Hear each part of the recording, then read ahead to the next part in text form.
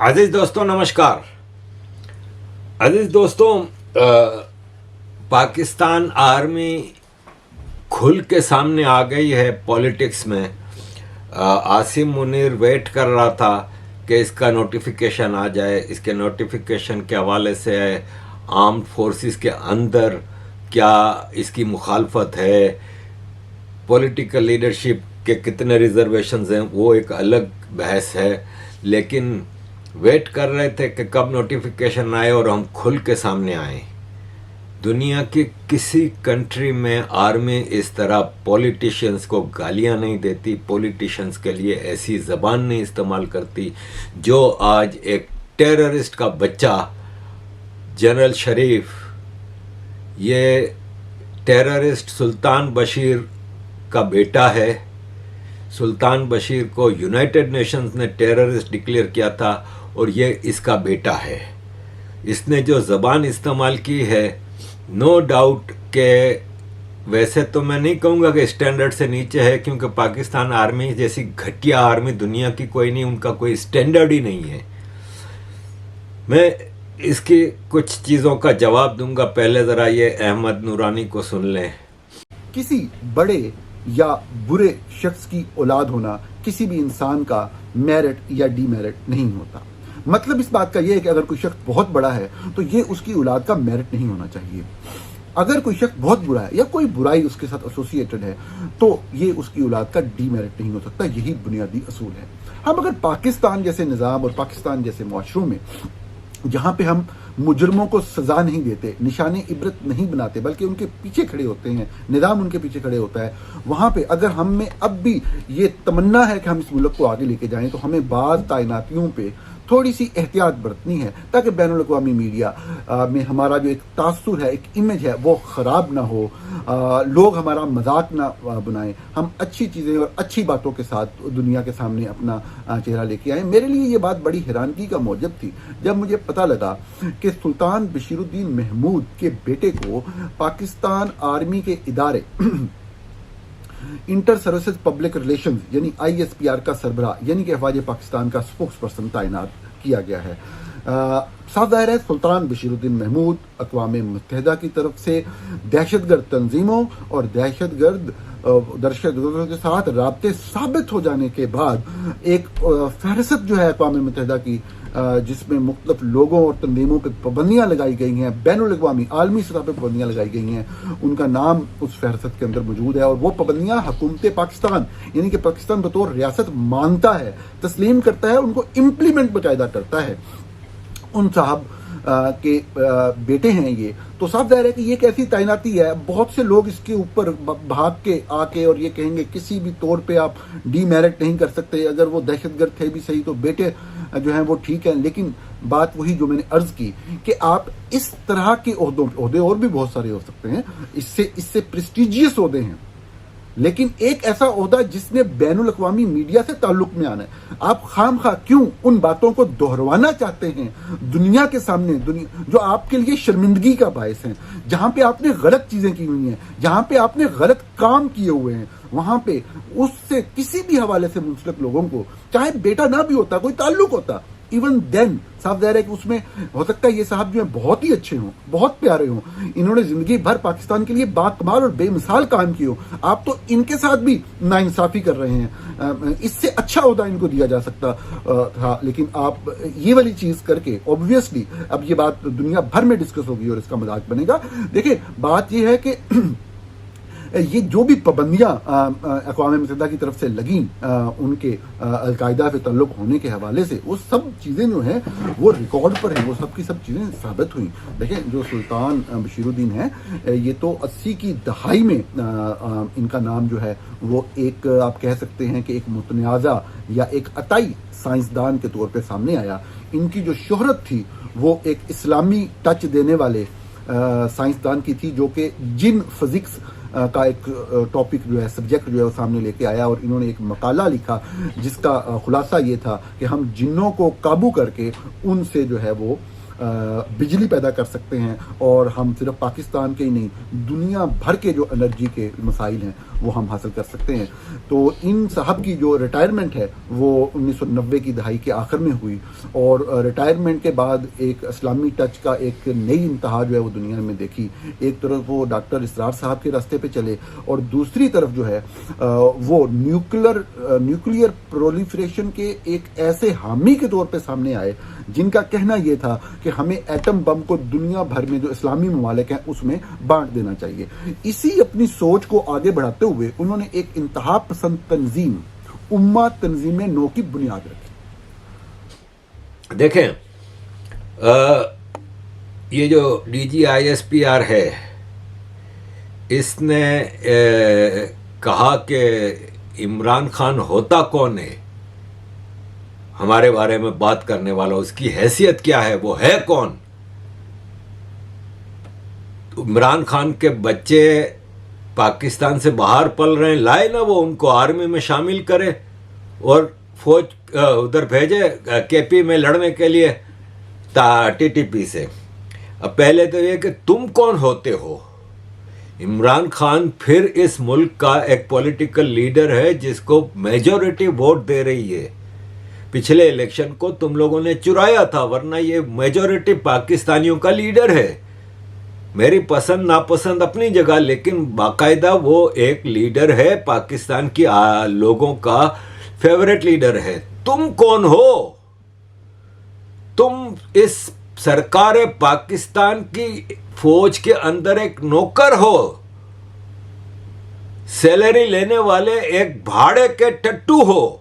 तुम कौन हो ये बात करने वाले? तुम्हारी हैसियत क्या है?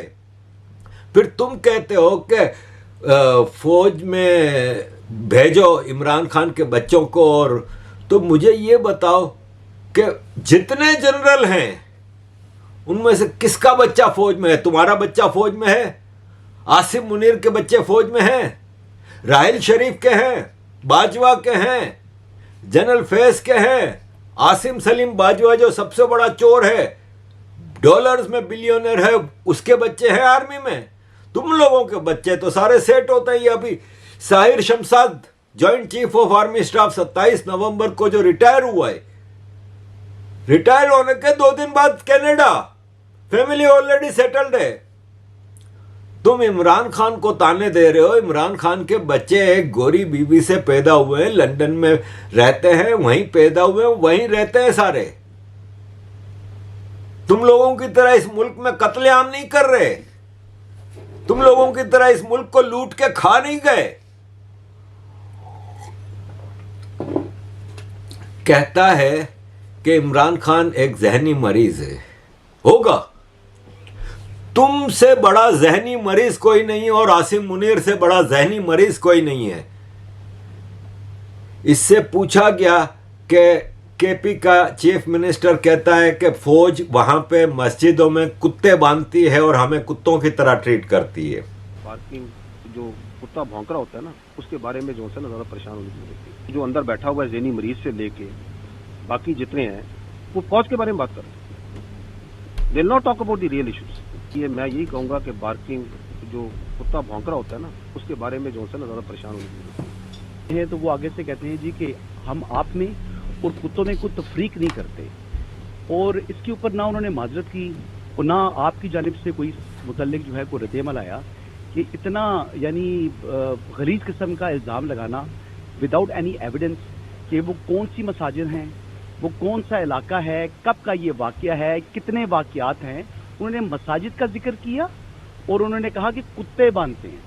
तो ये कोई उनसे सवाल पूछने वाला नहीं है, और वो यहाँ पर आकर इश्क़ इमरान में अडयाला के बाहर धरने भी देते हैं और इस किस्म के इल्ज़ाम भी आयद करते हैं और पंजाब के अंदर घूम रहे हैं, और मोस्टली उनका वक्त भी यहीं पर गुजर रहा है। अपने सूबे के अंदर तो वो जो है वक्त भी नहीं दे रही।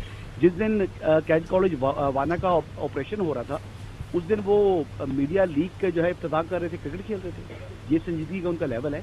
इल्ज़ाम आपके ऊपर बड़े वो संगीन किस्म के लगा रही है, और मोस्टली वो आपको टारगेट करते हैं जो आपने प्रेस कॉन्फ्रेंस की थी पेशावर के अंदर। Thank you. देखिए, बात ये, मैं आपसे यही तो अर्ज कर रहा हूँ कि ये जो पूरा बयानिया, मैंने कहा they have a comical obsession with army. हम तक वो जो अंदर बैठा हुआ है ज़हनी मरीज से लेके बाकी जितने हैं वो फौज के बारे में बात करते हैं. They will not talk about the real issues because that is their whole politics. और उनको इस चीज में कोई परेशानी नहीं है कि सच बोल रहे हैं झूठ बोल रहे हैं. That's not important. आपके सामने मैंने कितनी मिसालें दे दी. उनके कागजों में तो वाइस चीफ आर्मी स्टाफ लग चुका था. अभी पूछे ना क्यों नहीं लगा. उनके ख्याल में तो एनएसए भी लग चुका था. उनके ख्याल में तो सीडीएफ की अपॉइंटमेंट लेटर भी नहीं होना था. फौज के बारे में बात करो, फौज के बारे में इल्जाम लगाओ, फौज के ऊपर हर चीज डालो, बिकॉज अपनी गवर्नेंस की तरफ कोई बात ना करे. मैंने आपको कहा ना कि one of the reason is, but this is one of the reason, ताकि मैं अपनी लूटमार जारी रखूं, मैं अपनी करप्शन जारी रखूं, मैं अपने रिश्तेदारों को, अपने भाइयों को और इस पॉलिटिकल टेरर क्राइम नेक्सस को चलाता रहूं. इसमें तवज्जो नहीं लानी.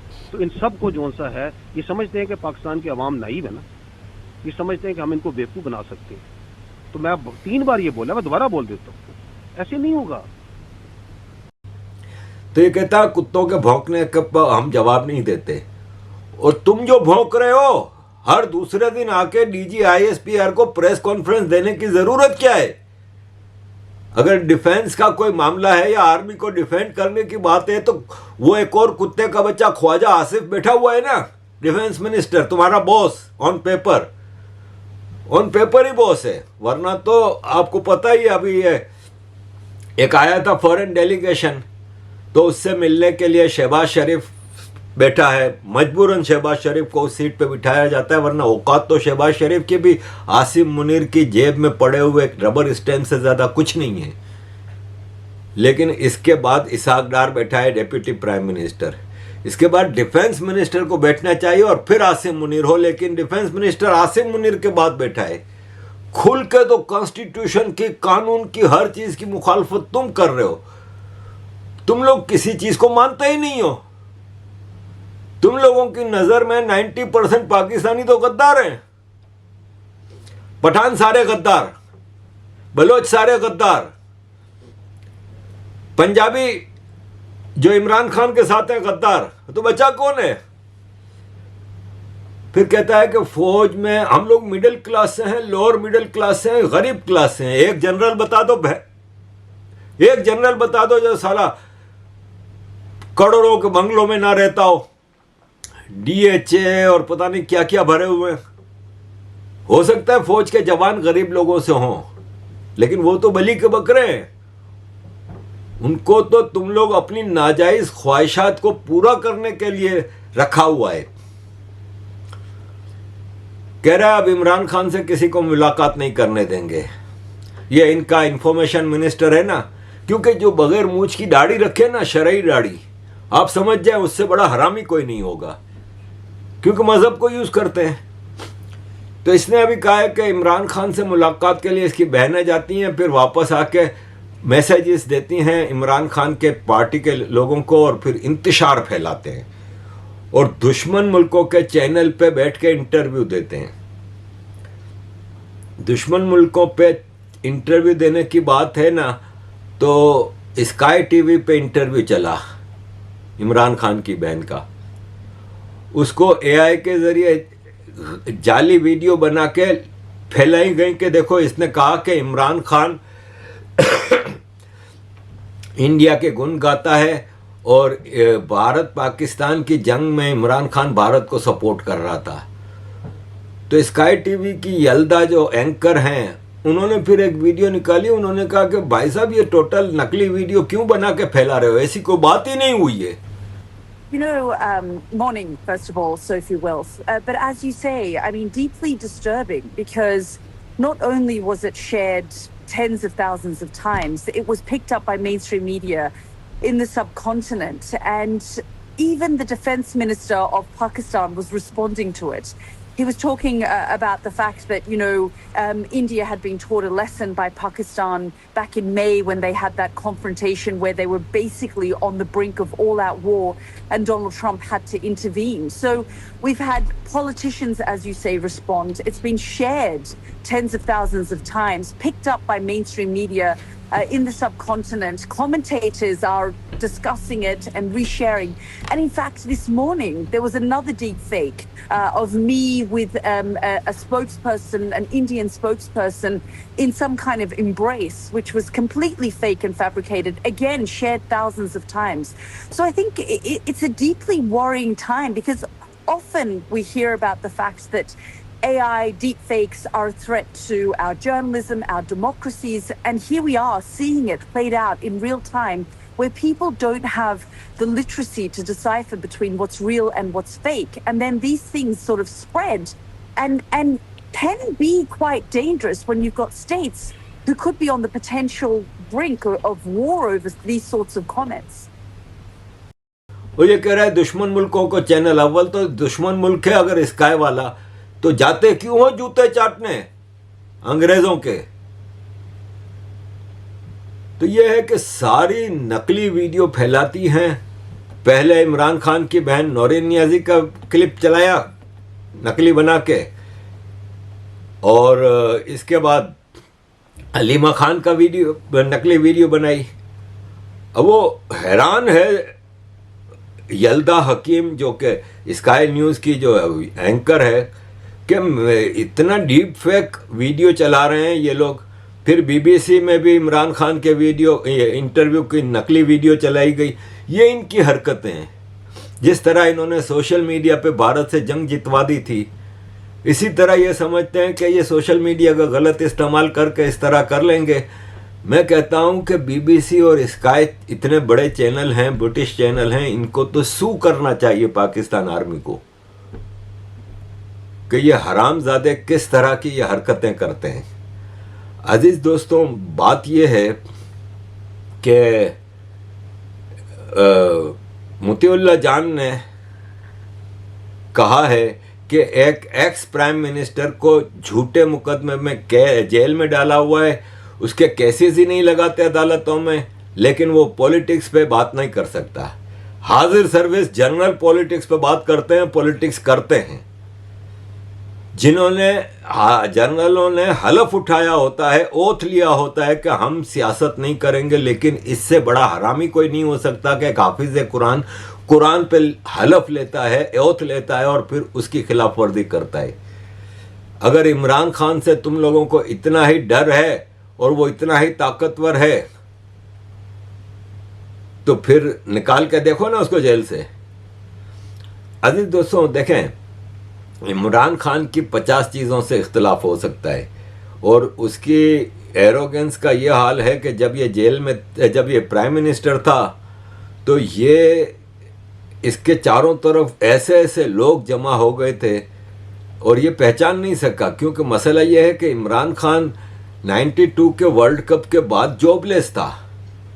आपको पता है कि एक सेलिब्रिटी होता है, उसका लाइफ स्टैंडर्ड इतना महंगा होता है, लेकिन दूसरे क्रिकेटर्स हैं, उन लोगों ने या तो बिजनेस किए हुए होते हैं, अपनी सेविंग में से जमा करके इन्वेस्टमेंट की होती है और बिजनेस कर रहे होते हैं, या फिर कमेंट्री करते हैं, मैच रेफरी बनते हैं, कोच बनते हैं, उनको सब काम करते हैं। इमरान खान के साथ के बुढ़े बुढ़े क्रिकेटर वो भी आज कुछ ना कुछ कर रहे होते हैं। ग्रेग चैपल को ले लें आप ये जो गैरी कर्स्टन है साउथ अफ्रीका का, लेकिन ये भाई साहब ने काम कुछ किया नहीं। 2018 में जब ये प्राइम मिनिस्टर बना तो तब तक 26 साल ये जॉबलेस रहा। तो इसके अमीर दोस्त, अय्याश दोस्त इसकी सपोर्ट करते थे, इसका लाइफ स्टैंडर्ड मेंटेन करते थे, खर्चे करते थे, इस पर इन्वेस्टमेंट करते थे। फिर ये प्राइम मिनिस्टर बना तो वो इन्वेस्टमेंट रिटर्न करने का टाइम आया ना, तो उसको फिर मजबूरन उनको सबको मिनिस्टर बनाना पड़ा। आप ये देखें इस वीडियो में कि ये जो प्रेस कॉन्फ्रेंस कर रहा है, अब एक लीडर प्रेस कॉन्फ्रेंस कर रहा है, बहुत हुआ तो उसके आजू बाजू में 1 2 लोग, 3 लोग, 4 लोग हों। अब देखें भीड़ जमा होती है, सबको उस वक्त फोटो बनाने का शौक था, और ये जितनी भीड़ जमा है ना, इनमें से कोई आज इसके साथ नहीं खड़ा। ये फैसल वावड़ा हर वक्त इसके साथ चिपका होता था। ये आज आर्मी का सबसे बड़ा नाजायज़ औलाद बन के बैठा हुआ है। इस वक्त आर्मी का प्रेस वो होती है ना कॉन्फ्रेंस, जैसे इसकी थी डीजी ISPR की, उससे 2 दिन पहले ये बता देता है कि परसों प्रेस कॉन्फ्रेंस होने वाली है, उसमें ये बातें होने वाली हैं। ये सप्लायर है आर्मी का, घटिया कैरेक्टर का आदमी। ये सब ऐसे ही जमा हुए थे इमरान खान के, आज ये सब गायब हैं, कोई इसके साथ नहीं खड़ा। जो 2-4 इसमें से जो आर्मी से नहीं बिके, वो इसलिए नहीं बिके कि वो निकल लिए पाकिस्तान छोड़ के, बच गए। बाकी सबको पाकिस्तान आर्मी ने कपड़े उतार के उनके साथ जो सलूक किया ना, तो वो सब आर्मी की गोद में बैठे हुए हैं। इमरान खान के साथ 50 गलतियां हुई, लेकिन उसको जवाब देने के लिए देयर शुड बी पॉलिटिशियन जो इसको इन बातों का जवाब दे। तुम कौन होते हो जनरल शरीफ? साला जब लड़ने के लिए जाना होता है अफगानिस्तान के TTP के सामने या BLA के सामने या भारत की आर्मी के सामने, तो मुतर निकल जाता है तुम लोगों का, जो असल तुम्हारा काम है। सोशल मीडिया पे लड़ते हो या हम बेचारे सिविलियंस के बच्चों को टेररिस्ट बना के भेजते हो। हमूदुर रहमान कमीशन रिपोर्ट आई थी 71 की वॉर के बाद, सारा जिम्मा आर्मी के जनरल्स के ऊपर डाला गया था। सब बताया गया था कि किस तरह घटिया हरकतें की थी तुम लोगों की आर्मी ने। तुम लोगों की आर्मी के ऊपर जितने मेडल लगे हैं ना, वो सब दाग हैं तुम लोगों की झूठी बहादुरी के। ये इतनी घटिया आर्मी है। अभी ये इनकी एक और आर्मी की, जिसने कहा था ये सफीना खान ने कि हरामखोरों के एजेंट बनने के बजाय मारखोर का एजेंट बनूं। और मैंने जब इससे ये बात पूछी तो मुझे कहती है कि हाँ, तो मैं तो हूँ जनरल की बेटी, मेरा बाप आर्मी में था। ये इनके ऐसे उठा रही है लंदन में बैठ के और कैरेक्टर इसका वीडियोस वायरल हैं, नशे में धुत आदमियों से माँ बहन की गालियां रेस्टोरेंट में बैठ के दे रही है और ये सब चीज़ें। इसने अभी कहा कि इमरान खान और इंडियन लॉबी है ना, इनकी एक सीक्रेट मीटिंग हुई थी और इन बेवकूफ़ों को ये लग रहा था कि कोई देख नहीं रहा। अब मसला ये है कि तुम्हें कैसे पता चला? तुम वो टेबल के नीचे छुप के बैठी थी। अब ये इस तरह की खबरें फैला के आप साबित टका कुछ नहीं कर सकते। दुनिया ने साबित कर दिया है कि जितने तुम लोग टेररिस्ट बनाते हो ना, जितने टेररिस्टों को पालते हो, ट्रेन करके तुम लोग टेररिज्म के लिए भेजते हो, उनके कनेक्शंस पाकिस्तान आर्मी से इस्टेब्लिश हो चुके हैं। तुम लोग जो झूठ फैलाते हो ना, वो साबित नहीं हो रहा। तो अजीज दोस्तों, पाकिस्तान आर्मी का जो DG ISPR है ना, जो टेररिस्ट का बच्चा, खुद साला सबसे बड़ा टेररिस्ट है, और आसिम मुनीर इस जैसा जलील और कमीना इंसान, पाकिस्तान की आर्मी भरी पड़ी है जलीलों कमीनों से, लेकिन इस जैसा बड़ा कमीना आज तक नहीं देखा गया। अजीज दोस्तों, यह है कि मैं बोलना चाहूँ तो इतना कुछ बोल सकता हूँ। अमेरिकन 44 सेनेटर्स और हाउस रिप्रेजेंटेटिव्स ने foreign minister America Marco Rubio को एक लेटर लिखा है, जिसमें उन्होंने कहा है कि पाकिस्तान आर्मी का जो चीफ है ना, आसिम मुनीर, वो जर्नलिस्टों को, पॉलिटिकल ओपोनेंट्स को और इवन US सिटीजन्स को टारगेट करता है। इसने कई लोगों को उठाया है, टॉर्चर किया है, और उनकी फैमिली को, जो कि अमेरिका में कुछ लोग रहते हैं, उनकी फैमिलियों को वहाँ पे थ्रेट देता है। इन्होंने कहा 44 जो इलेक्टेड अमेरिकन रिप्रेजेंटेटिव्स हैं कि 2024 का इलेक्शन पूरा क्रिमिनलाइज था और इन्होंने चोरी किया था। इसके अलावा इन्होंने कहा कि मिलिट्री ट्रायल जो सिविलियंस के हो रहे हैं ना, ये औरतों, माइनॉरिटीज़ और बलोच एक्टिविटीज़ के ख़िलाफ़ ऐसी चीज़ें कर रहे हैं कि जो इंसानियत से गिरी हुई हैं। इसलिए हम डिमांड करते हैं अमेरिकन गवर्नमेंट से कि पाकिस्तान आर्मी और उसके सारे ऑफिसर्स के ऊपर सैंक्शंस लगाई जाएं, इनके वीज़े बैन किए जाएं, इनकी एसेट्स जब्त की जाएं, आसिम मुनीर और इसके ऑफिसर्स की। और इन्होंने कहा कि आर्मी को आप कहें कि इमरान खान को रिलीज करें। 44 मेंबर्स, और इन अमेरिका का प्रेसिडेंट बुला के आसिम मुनीर की तारीफें करता है। ज़रा शर्म ट्रंप को भी आनी चाहिए। इमरान खान ने भी तफसील से बताया है कि किस तरह एक पागल आदमी मेरे को और मेरी फैमिली को टारगेट कर रहा है। कानून की रखवाली की बात वो करे जो खुद कानून को मानता हो। पाकिस्तान आर्मी का एक भी फौजी, चाहे वो नीचे जवान है कि टॉप पे बैठा जनरल है, कॉन्स्टिट्यूशन को, कानून को तो मानता ही नहीं है।